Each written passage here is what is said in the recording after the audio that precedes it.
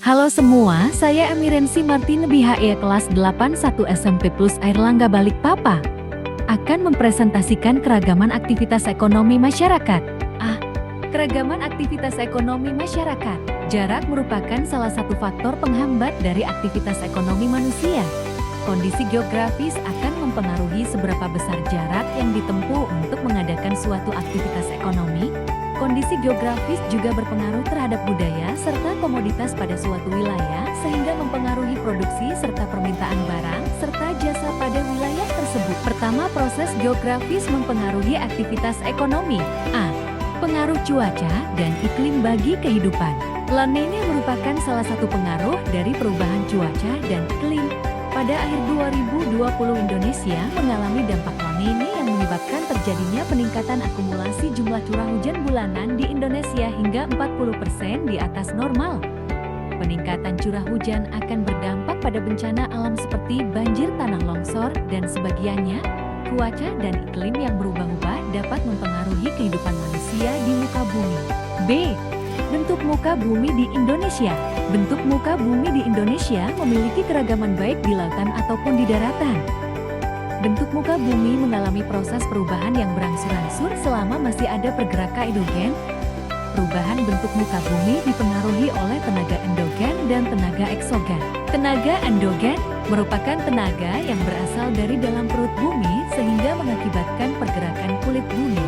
Tenaga endogen meliputi vulkanisme, aktivitas gunung api, tektonisme, dan sisma. Tenaga eksogen merupakan tenaga yang berasal dari bumi, artinya tenaga yang berasal dari atas permukaan bumi, seperti kegiatan manusia yang membentuk permukaan bumi berupa air, angin, organisme, sinar matahari, dan es. C. Aktivitas ekonomi. Kegiatan ekonomi terdiri dari 3 yaitu produksi konsumsi dan distribusi. Aktivitas ekonomi masyarakat di berbagai wilayah di Indonesia berbeda-beda tergantung pada kondisi geografis dan sumber daya alam yang tersedia. Berikut adalah beberapa contoh aktivitas ekonomi di daerah pegunungan, dataran tinggi, dataran rendah, dan pantai. Daerah pegunungan tinggi dan dataran tinggi, pertanian dan perkebunan, kopi, teh, kakao, kina, sayuran kol, wortel, kentang, kubis, buah-buahan apel, stroberi, dan tanaman obat, peternakan, sapi terutama sapi perah, domba, pariwisata, agrowisata, hiking, pemandian air panas, penginapan, dan pemandu wisata, industri, produk olahan susu piju, energi terbarukan, daerah dataran rendah, pertanian, padi, palawija, jagung, kedelai, tebu, kelapa, industri, pabrik-pabrik terkait pertanian seperti pabrik gula, pengolahan makanan, perdagangan, pasar, toko, pusat perbelanjaan di perkotaan, perikanan darat, budidaya ikan air tawar, lele, nila di kolam atau sawah,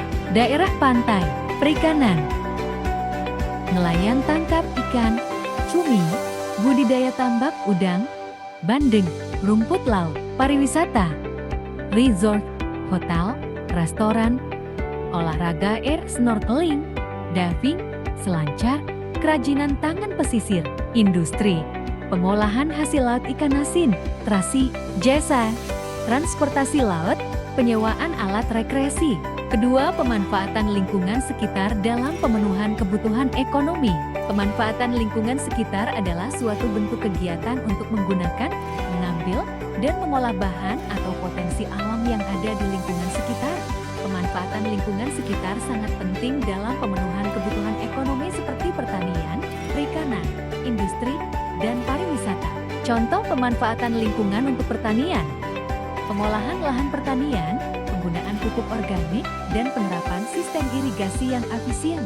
Contoh pemanfaatan lingkungan untuk perikanan: penangkapan ikan yang lestari, pembudidayaan ikan secara terarah, dan konservasi habitat perairan. Contoh pemanfaatan lingkungan untuk industri: pengelolaan limbah industri dan penggunaan teknologi ramah lingkungan. Contoh pemanfaatan lingkungan untuk pariwisata: pemanfaatan sumber daya alam lokal, pelestarian alam maupun budaya sebagai daya tarik destinasi wisata, serta pengelolaan destinasi wisata secara berkelanjutan agar tetap mempertahankan warisan budaya, dan alam. Pada dasarnya, dalam pemanfaatan lingkungan sekitar ada hal-hal yang harus diperhatikan dalam menjaga kelestarian alam maupun lingkungan sekitar. Berikut adalah hal-hal yang harus dilakukan dalam pemanfaatan lingkungan. A. Memanfaatkan berbagai potensi di lingkungan sekitar dengan prinsip regenerasi. B. Mengambil segala bentuk potensi alam dengan memperhatikan analisis dampak lingkungan. C. Memprioritaskan kebutuhan saat ini dengan mengambil keputusan secara bijak. Ketiga, perdagangan antar pulau di Indonesia. Perdagangan antar daerah atau antar pulau di Indonesia sudah dimulai sejak zaman nenek moyang kita. A. Pengertian perdagangan dan perdagangan antar daerah atau antar pulau. Perdagangan atau perniagaan merupakan kegiatan menukar barang atau jasa berdasarkan kesepakatan bersama tanpa ada unsur pemaksaan. Perdagangan antar daerah atau antar pulau merupakan perdagangan yang dilakukan oleh penduduk atau lembaga suatu daerah atau pulau dengan penduduk atau lembaga suatu daerah atau pulau lain dalam satu batas wilayah negara atas dasar kesepakatan bersama. B. Tujuan perdagangan antar pulau. Pertama, memperoleh keuntungan. Tujuan utama dilakukan perdagangan adalah untuk memperoleh keuntungan. Keuntungan diperoleh dari selisih antara harga beli dan harga jual, atau selisih antara harga jual dan biaya produksi. Kedua, memperluas jangkauan pasar. Jangkauan pasar sampai keluar daerah atau luar pulau dapat memperluas jangkauan pasar. Semakin banyak konsumen yang mengonsumsi barang tersebut, semakin banyak dan tersebar di berbagai daerah. C. Faktor pendorong dan manfaat perdagangan antar pulau. Pertama, faktor pendorong perdagangan antar pulau. A. Perbedaan faktor produksi yang dimiliki oleh suatu daerah satu dan yang lain mendorong perdagangan antar pulau. B. Perbedaan tingkat harga antar daerah. Perbedaan tingkat harga antar daerah juga mendorong terciptanya perdagangan antar pulau.